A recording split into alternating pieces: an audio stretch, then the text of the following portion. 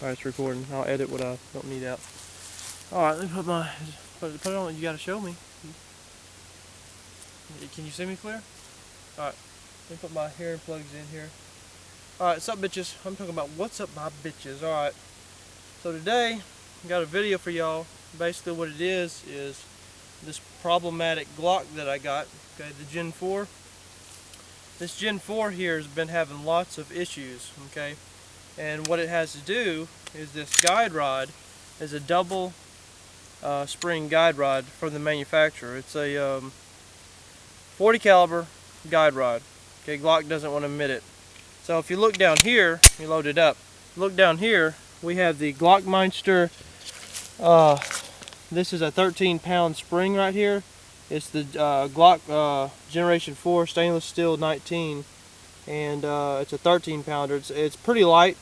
Well, I should have got the 18-pound, but we're going to test that out. But first, we're going to do a couple of shots with the standard spring. Okay, so we're gonna see how the brass oozes out of the gun. It doesn't eject very far like a Gen 3, so we're going to get that a couple of times. You'll see the brass come out just weak-handed.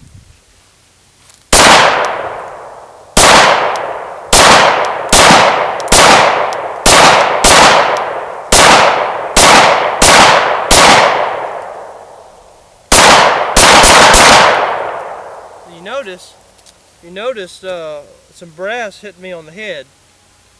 Okay, up here. Okay, brass hit me up on the head there. My camera lady's not acting right now. We're gonna go ahead and install the spring in this block here. It's down. Okay, there's that spring there. If y'all can see that, that's that 40 caliber spring. On the back of it, get it off, it's marked 03 or 30. That's the 40 caliber spring, okay, that Glock put in there and they done goofed.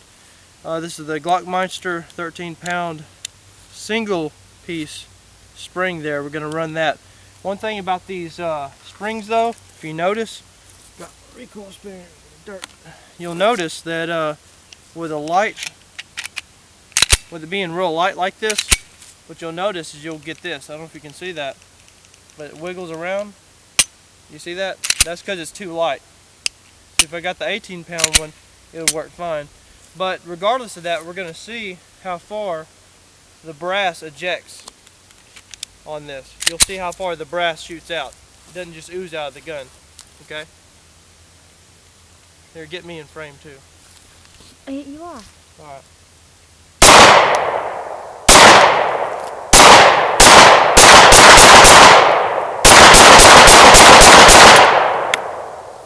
Alright, regardless of that spring being in there, I took a piece of brass right to my freaking eye, and the slide didn't lock back to the rear. Okay? And this is a 13-pound spring. The slide should have locked back to the rear with a light spring like that. It failed to lock back to the rear. We're going to try another magazine. Hopefully you don't catch no brass to the eye.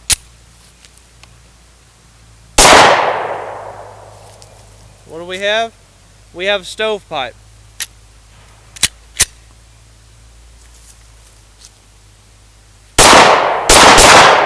I'm catching brass to the face again.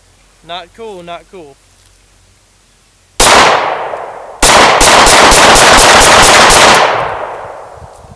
The slide failed to lock back to the rear position, and we did have a stovepipe with a 13-pound recoil spring. We're going to install the stock recoil spring back into this right here and see what we get.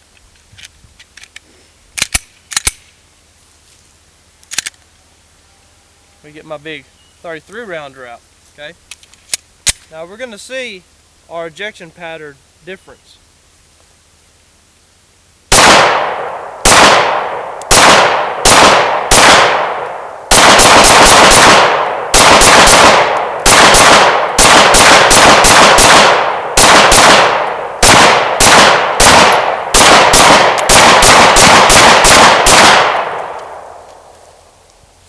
slide locked back to the rear on that one. I caught a couple of brass, pieces of brass to the face again. Didn't like that. So switching out the spring definitely is not helping. The Glock still has problematic issues. Another thing off camera that I noticed when I was fondling the gun is that you, I don't know if you can see this, when I lock the slide back to the rear, you know, I push that little deal down, and then when I do that, it doesn't come back forward again. The trigger's still back to the rear. On the Gen 3, it wouldn't have done that. Okay, sometimes it does. So you did it that time. So you stayed back to the rear.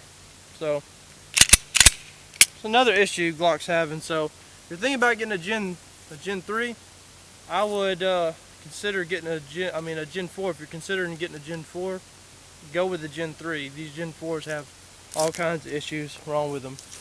And obviously this recoil spring from Glockmeister did not help. It's a 13-pounder, and that was light. They don't make them any lighter than this, okay?